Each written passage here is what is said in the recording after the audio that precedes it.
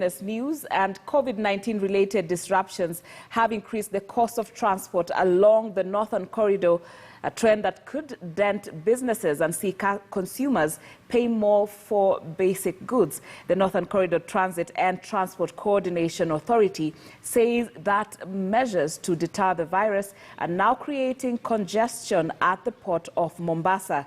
NCTTCA now wants its 6 member states to harmonize testing kits, hasten the issuance of COVID-19 certificates, and reduce bureaucracy at border points to facilitate trade.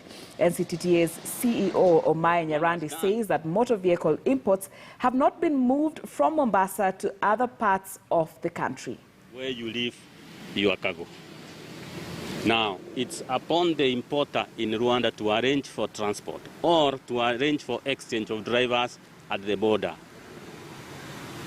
If you look at the time delays, if you look at an importer who paid a clearing firm to clear to his doorstep in Kigali, and you are now forced to get a different transport to even break bulk at the border and be able to carry your cargo to Kigali, that is expensive.